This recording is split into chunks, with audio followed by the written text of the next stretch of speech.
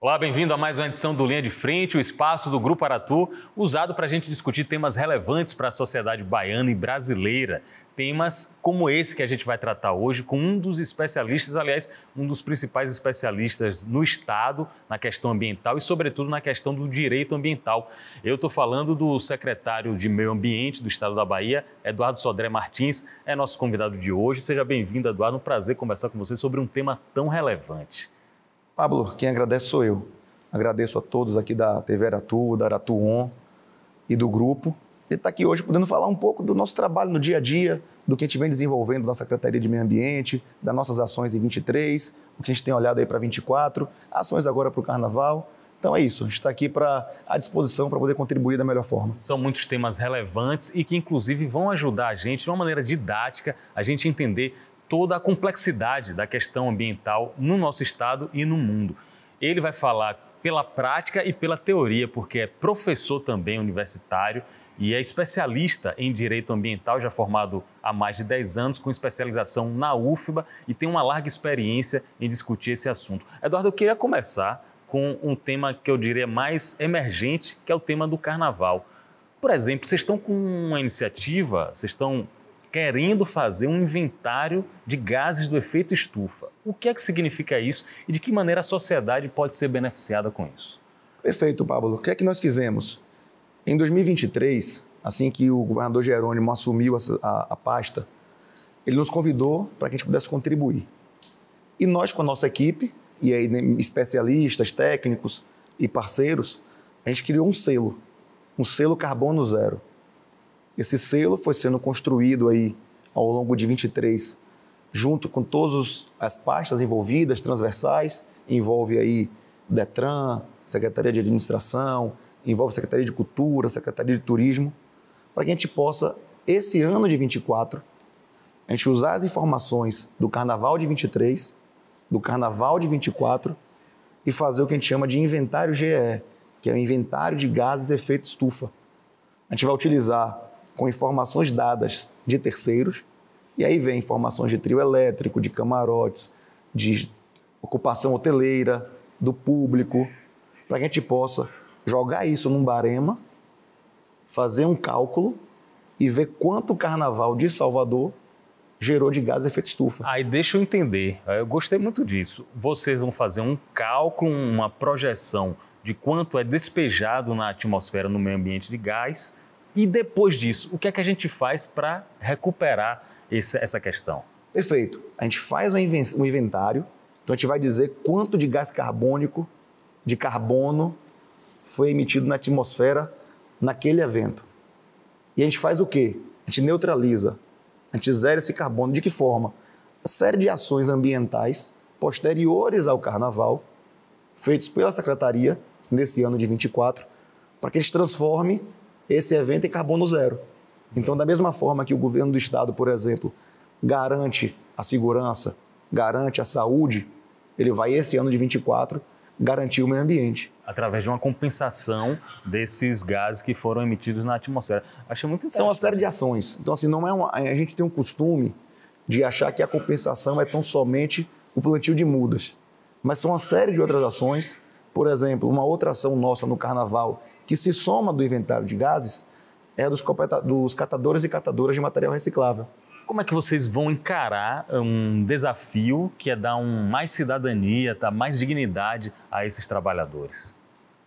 A gente, Pablo, na Secretaria, e essa pauta de catadores e catadoras, ela já vem sendo levantada há muitos anos, esse Ecofolia já acontece aí há mais de 10 anos, mas esse ano e no ano passado tem um plus.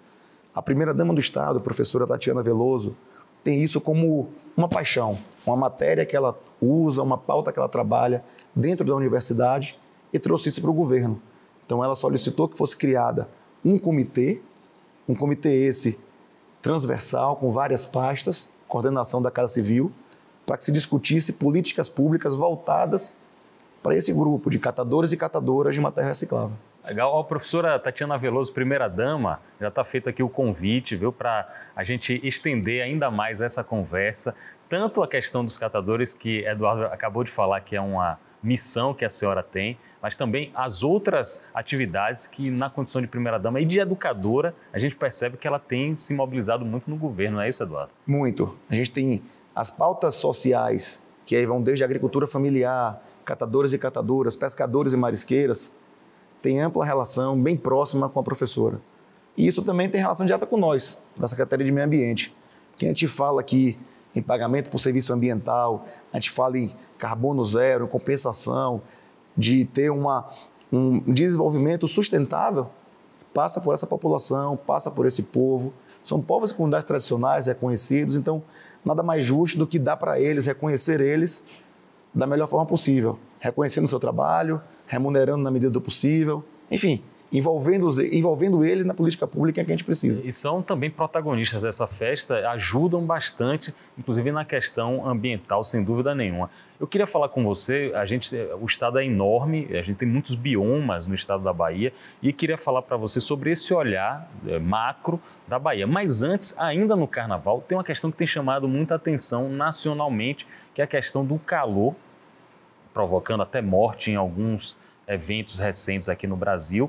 Como é que a gente pode mitigar isso? Já que não tem como diminuir o calor, o aquecimento global é uma realidade que a gente está tentando combater, como é que a gente pode mitigar nesse Carnaval de 2024? Isso, Pablo. A gente tem o aquecimento global é um fato.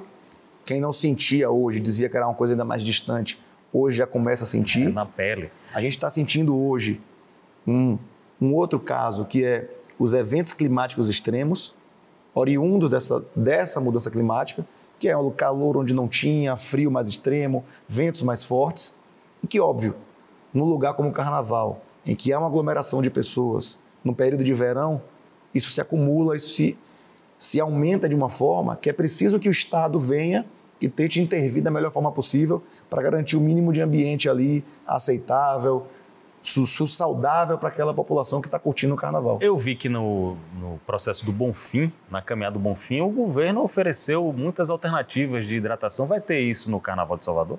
Vai sim, Pablo. Aqui é a primeira mão para vocês. Ah, legal. A gente anunciamos ontem, foi anunciado ontem no Pelourinho o Carnaval de Salvador, as atrações, quais são as políticas que vão ser feitas por cada secretaria.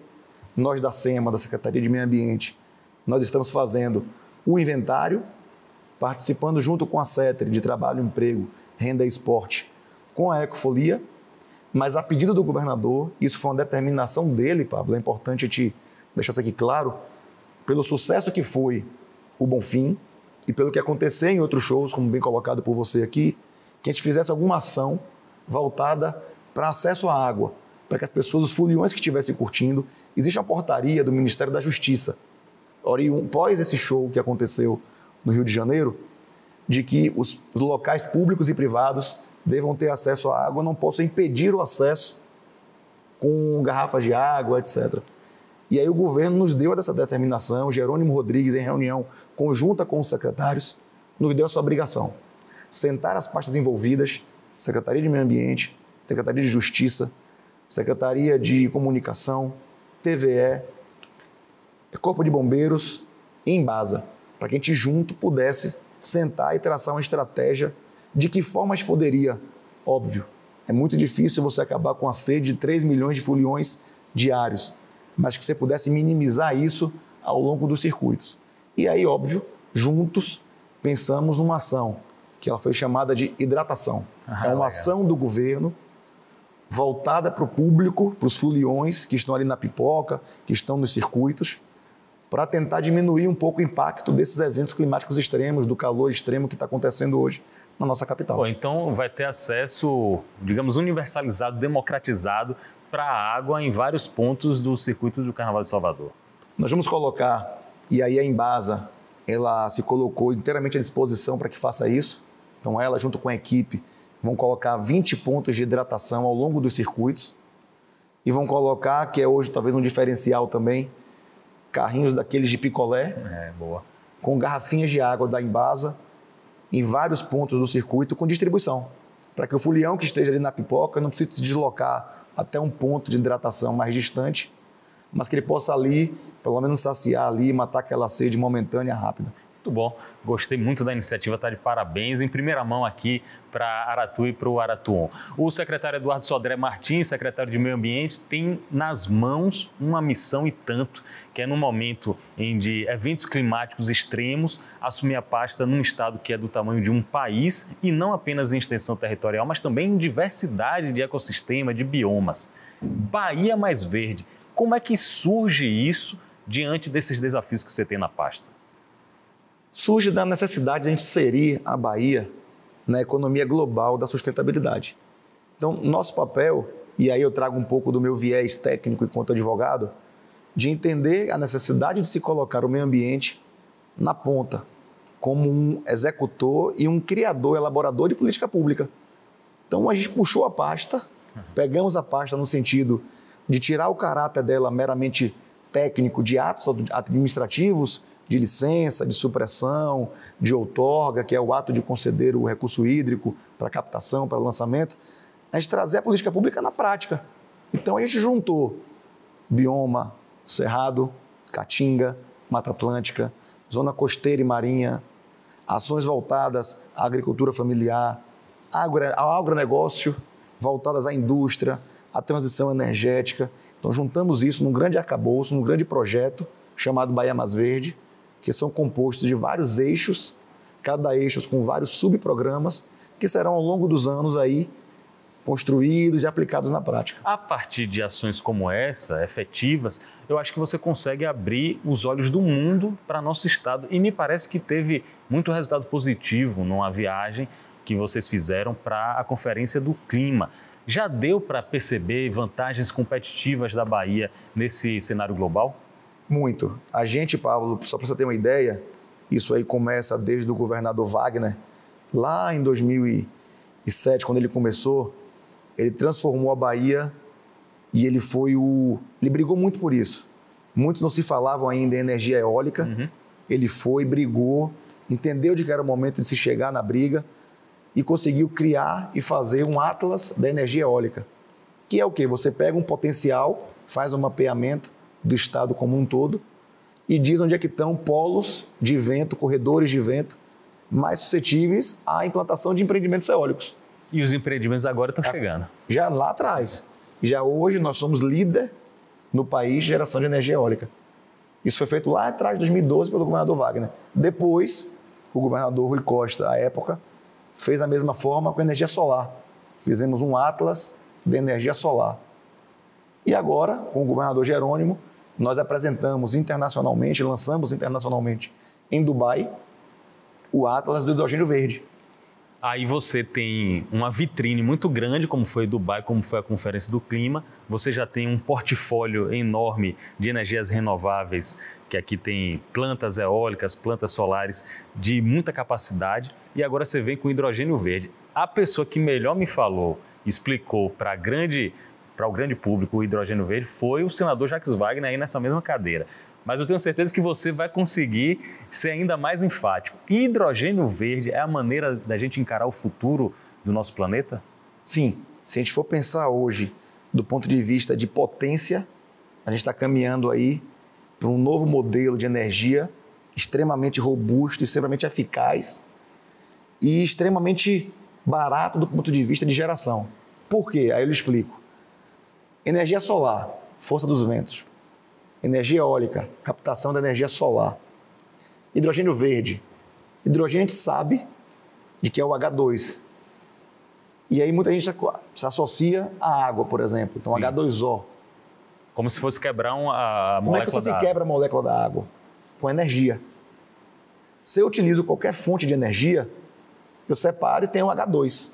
E não é que ele é verde. Por que ele é verde? Porque a energia que eu utilizo para quebrar essa molécula, ela vem de fontes renováveis. Não é do carbono. Não é do carbono. Então, eu utilizo, por exemplo, a própria matriz de energia eólica gerada, utilizo para quebrar a molécula do hidrogênio verde com a água. Agora, de que maneira, essa parte aí está muito bem explicada, de que maneira essa energia que a gente, porventura, produz aqui em grande quantidade, pode, de alguma maneira, ser fornecida para a Europa? A Europa pode ser beneficiada com essa energia que a gente produz aqui? Pode, mas não é minha ideia. Na verdade, não só minha. Nós, enquanto aqui, presidente Lula falou isso na semana passada quando esteve aqui na Bahia, o próprio senador Jacques Wagner, o próprio governador Jerônimo, a nossa ideia não é exportar o hidrogênio para a Europa. Porque, veja, se nós estamos exportando o hidrogênio verde para a Europa, nós estamos exportando água, estamos exportando vento, ou sol, energia. Porque você não pode exportar. Como ele é um gás, ele é extremamente volátil, então o risco dele de explosão é muito grande. Então você tem que transformar ele em amônia, transforma em amônia líquida para transportar, chega lá, você retransforma em hidrogênio. Mas aí você está gastando energia renovável, que poderia estar abastecendo a nossa matriz industrial, as casas, as indústrias, as fábricas, e você está usando água, recurso esse que poderia estar indo para irrigação, para consumo humano, para a indústria, enfim. Perfeito, explicação fácil de entender. Agora, então, para que o hidrogênio verde pode nos favorecer? De que maneira ele pode nos favorecer? Somar a nossa transição energética. A gente está num processo gradativo. O Brasil hoje é líder do ponto de vista de geração de energia limpa, de fontes renováveis, e a gente quer manter isso. Então, o hidrogênio verde, depois nós temos também a biomassa. Então, nós temos novos tipos de energia somando a energia solar e eólica para conseguir inserir, de fato, o Brasil na transição energética e limpar a nossa matriz. Quando você fala em transição energética, uma das coisas que me vem logo à mente é essa grande sacada de ter uma fábrica de carros elétricos aqui na Bahia, que pode abastecer, inclusive, a América Latina como um todo. Eu imagino que você abriu um sorriso quando foi batido o martelo lá da BYD. É justamente incentivar essa transição. A gente trazendo a BYD para o Brasil, e é a primeira fábrica, ou a segunda, fora da China, da própria BYD, a gente está dizendo para o mundo de que a Bahia e o Brasil estão preparados para essa transição. Então, nosso papel aqui é esse, é de inserir a Bahia nessa economia global da sustentabilidade. Já estamos chegando, Pablo, no ponto do não retorno. O que é isso? Não adianta mais o que a gente faça para frente, que a grande dificuldade é não voltar ao passado. Então, a gente precisa, de fato, fazer uma linha de corte, mudar nossos hábitos, e aí vai a mudança desde dentro de casa, de educação ambiental, de conscientização, até na ponta, de mudança de prática. A gente tem aí a BYD, a gente tem uma matriz elétrica renovável, a gente tem agora padrão de monitoramento de qualidade do ar das indústrias. Então, tem série de fatores hoje. O próprio presidente Lula é uma das pautas prioritárias dele e é uma das pautas prioritárias do nosso governador Jerônimo, de mudar de... A gente pode desenvolver? Pode. A gente pode preservar? Pode. A gente só precisa achar agora o equilíbrio. Advogado, professor universitário, 36 anos, secretário de Meio Ambiente. Ele é especialista em direito ambiental e está conosco aqui. Eduardo Sodré Martins está conosco no Linha de Frente. Eu gostei de uma parte que você falou. Você colocou assim, eu quis dar um caráter que não fosse meramente protocolar para a Secretaria de Meio Ambiente. Eu quis fazer com que a Secretaria entrasse nas questões da sociedade como um todo, do dia a dia.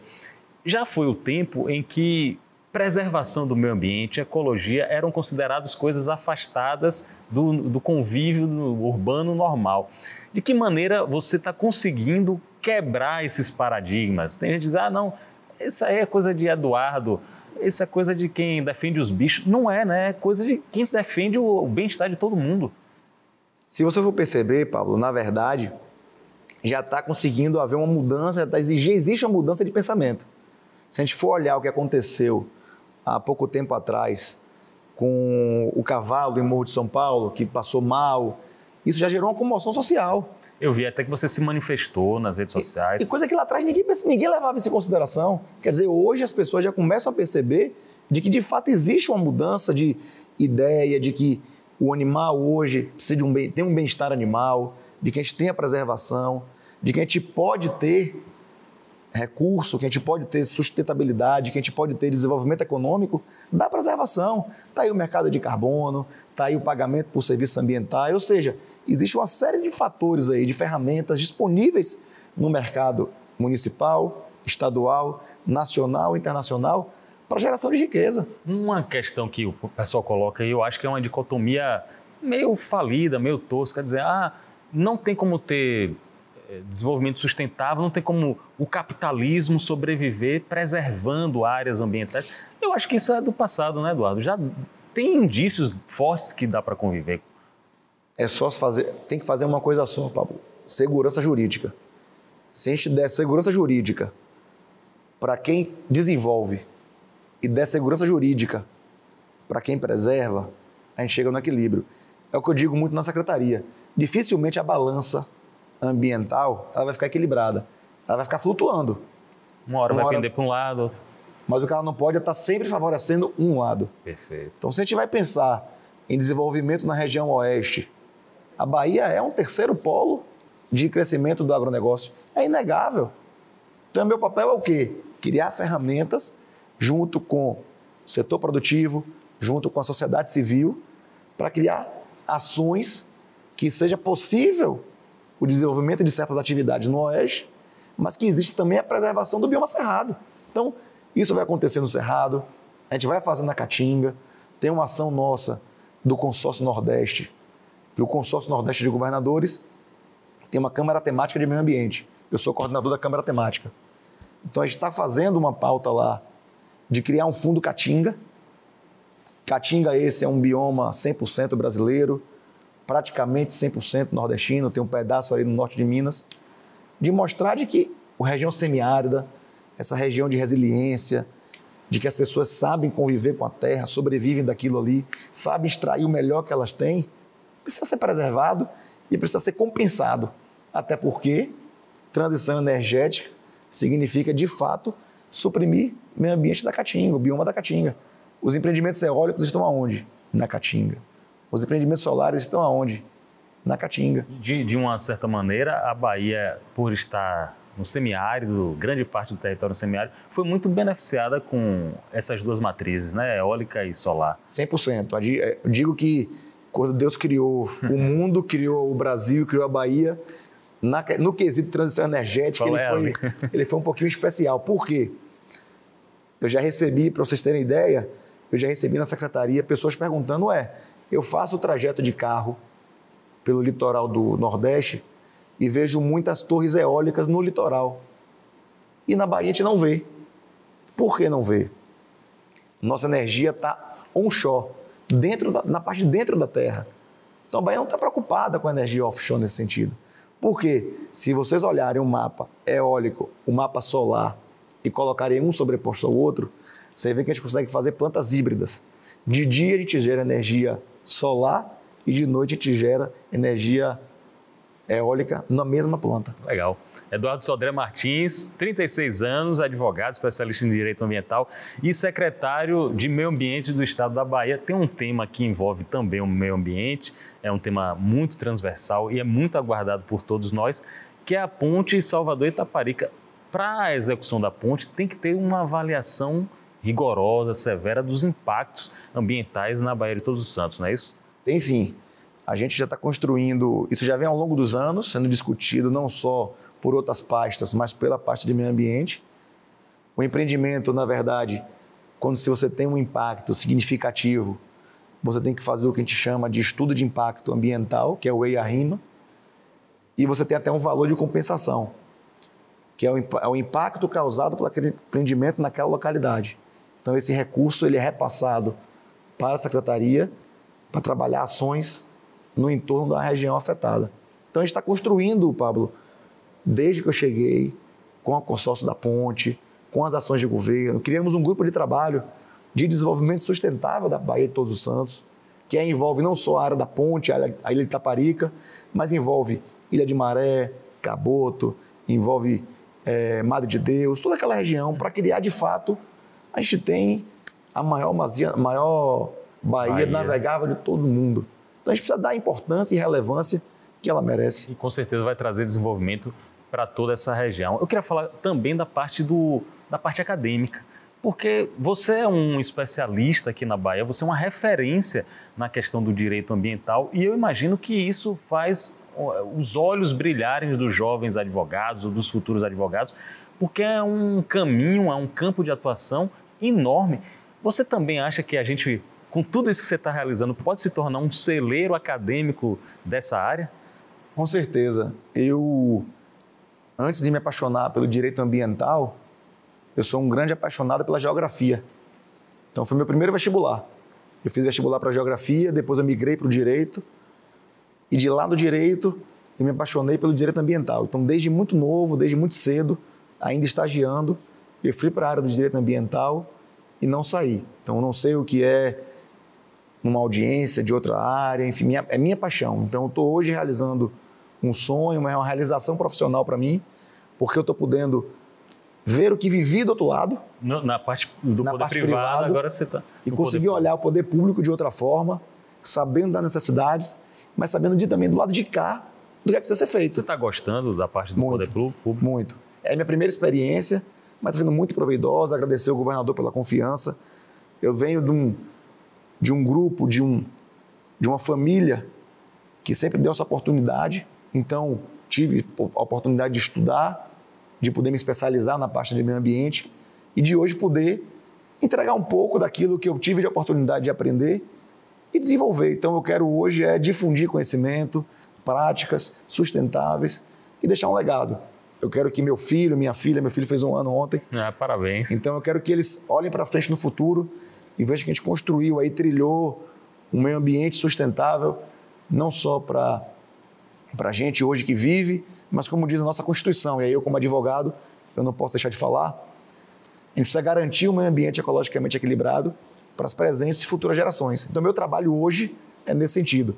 Eu quero solucionar problemas atuais, emergentes, mas construir política pública para que os próximos que venham depois de mim possam seguir esse caminho e as próximas gerações tenham esse meio ambiente sustentável. E até seu filho que completou 1 ano, quando tiver 20, 30, 50, possa respirar o mesmo ar que a gente está respirando, até melhor, né? Tomara que seja melhor. Você falou do poder público, está gostando, está empolgado. Aí nessa cadeira, há algumas semanas, quem estava era o presidente da executiva estadual do PT, Éden Valadares. E ele falou, ele estava sempre repetindo isso, Pablo, é preciso que as novas gerações do campo de esquerda, do PT, dos outros partidos aliados, lancem jovens, ele falou assim, os jovens do PT têm que ir às urnas, foi a frase de Éden Valadares. Você foi citado por ele, você, Adolfo Loyola, Lucas, Felipe, você tem pretensão de buscar votos nas urnas, como Éden falou? Pablo, eu sou jovem. 36 anos, 36 anos. Ajudo, inclusive, a fazer a renovação, mas do lado de cá. Eu não, no primeiro momento, ainda é um momento de aprendizado, não posso dizer a você de que existe ou não existe, mas é uma questão de ainda estar se adaptando a esse mundo que é o mundo do poder público. Então, é um processo aí de amadurecimento, mas, de fato, hoje, para você, nesse momento aqui no linha de frente, o pessoal da Aratu On, da TV Aratu, não é o momento. Acho que eu preciso entregar para a população aquilo que o governador Jerônimo confiou a mim. Se ele entende, Eduardo, como um servidor público, então servir ao público é minha função. Se eu estou como servidor público hoje, há 1 ano, na pasta de meio ambiente, na pasta que eu domino, na pasta que é minha atuação profissional, eu não estou desvirtuando a ação, eu não estou assumindo uma pasta que eu desconheço, eu não estou assumindo uma pasta política, então eu estou assumindo um perfil técnico. Eu espero assim corroborar para que a gente possa, como ele disse, de fato a gente poder trazer o meio ambiente da Bahia para esse cenário atual de sustentabilidade. Sensatez, já dá para perceber que você tem de sobra, principalmente na questão política, né? Mesmo não sendo um político de buscar votos, você já está se alinhando bem às questões políticas, mesmo que não seja em uma eventual campanha eleitoral. Antes de terminar, você, como advogado, ex-membro da comissão da OAB, que trata do direito ambiental, professor e agora secretário estadual do Meio Ambiente, com certeza você poderia dar conselhos para o cidadão comum, para eu, para Tiago Coelho, que estamos no dia a dia, às vezes precisando de uma voz gabaritada para dizer ajude também cada um no meio ambiente. Quais seriam esses conselhos, Eduardo, que você daria? Eu costumo dizer, na época quando dava na aula na faculdade, de que todos nós temos um impacto na contribuição aí negativa do que a gente vê hoje no mundo em relação ao meio ambiente. Então, a gente tem um dever de casa a ser feito, porque tudo que a gente faz hoje gera emissão, tudo que a gente faz hoje gera resíduo. Então, o primeiro dever de casa é olhar para si, aquilo que eu estou fazendo hoje, do ponto de vista de educação ambiental mesmo, Pablo, o que eu estou fazendo hoje gera impacto? O que é que eu posso melhorar? Se coloca no lugar do outro, se coloque naquele... A gente sempre falava isso, que se jogar lixo pela porta do carro, vai entupir, isso vai aumentar o nível ali na próxima chuva. Isso já diminuiu. Então vamos começar agora a olhar para outros lugares. Vamos começar agora para a coleta seletiva. Olha o resíduo que você faz em casa, olha o que você consome, o plástico. Desembrulhe, ao invés de desembrulhar mais, né, descasque mais, gere menos resíduo, faça a coleta seletiva, diminua o consumo de água, de energia. Então, o grande papel nosso hoje, se a gente começar a pensar educação ambiental, cada um em si, a gente consegue replicar isso para as próximas gerações. E eu, enquanto secretário aqui também, vou fazer esse papel.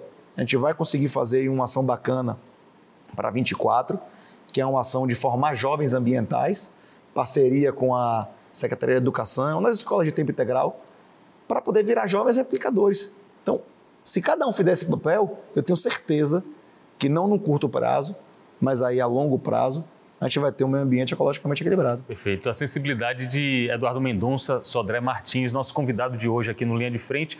Antes de terminar, você citou agora há pouco na entrevista e me pareceu uma maneira muito equilibrada de tratar o assunto, a balança que você fala do desenvolvimento sustentável junto com a possibilidade de preservar o meio ambiente. Ficou provado, mais do que nunca, que o agronegócio no Brasil e na Bahia sustentam grande parte do nosso PIB e durante a pandemia isso foi notório. A gente consegue, então, em nosso estado, virar um modelo de como o agronegócio pode funcionar, já está funcionando também em consonância com o meio ambiente? Consegue. Isso aí eu tenho plena convicção, desse ano trabalhando na pasta, de que a gente consegue conciliar a pauta de agronegócio, de meio ambiente, de uso de recurso hídrico e atrelar isso e fazer um grande projeto. Por quê? A gente tem hoje o Matopiba, mas também não é justo você combinar que o Matopiba ele tem a Bahia, Tocantins, Piauí e Maranhão, mas a fronteira da Bahia é muito maior. Então a gente tem que estar César o que é de César. Se a gente for pensar em Bahia, a gente está pensando em um mundo. 4 municípios ali daquela região do oeste é uma vez em mês Sergipe. Então a gente precisa olhar aquilo ali com cuidado, ver se a gente consegue, no desenvolvimento de um negócio no agro, utilizar a área degradada, trazer um pouco de melhoria do ponto de vista da irrigação, se a gente consegue, com a mesma quantidade de água ofertada e uma nova tecnologia, ampliar essa área de irrigação. Então, enfim, são uma série de fatores, mas eu não tenho dúvida. Existem, como dito pela ministra Marina, você tem os agronegócio e o agronegócio. A gente está utilizando o agronegócio. A gente tem muita pessoa boa que preserva, que cuida e quer desenvolver sua atividade. Então, a gente vai utilizar isso como forma de entregar o meio ambiente para a população, dizendo é possível sustentabilidade e é possível agronegócio. Com certeza. Bacana. Já está feito o convite aqui para depois do Carnaval você voltar trazendo os resultados do inventário de gases de efeito estufa e trazendo também a primeira-dama, a professora Tatiana Veloso, que vai ser muito enriquecedor conversar com ela aqui. Combinado. Assim que a gente finalizar o inventário, a gente traz para vocês aqui em primeira mão de que forma vai ser feita a compensação. A gente está com um projeto bacana, eu posso depois apresentá-lo para vocês. Tem a questão de compensação até do próprio comitê. Os catadores e catadoras, eles fazem um trabalho inverso, né? Se a gente gerar o inventário de gases X, vai ser menos X com o trabalho deles. Então, a gente traz esses números para vocês, sem sombra de dúvidas. Bacana. Muito boa conversa com o secretário estadual do Meio Ambiente, Eduardo Mendonça Sodré Martins. 36 anos, viu, pessoal? Imagine quando tiver com 50, com 36 já está assim, quando tiver com 50, 60, rapaz, eu tô achando que você vai entrar na política, viu? Eu tô achando que você vai entrar na... A conversa tá boa, tá bem articulada e a gente vai falar aí, talvez nessa eleição não, mas talvez na próxima, com um futuro candidato, Eduardo Sodré.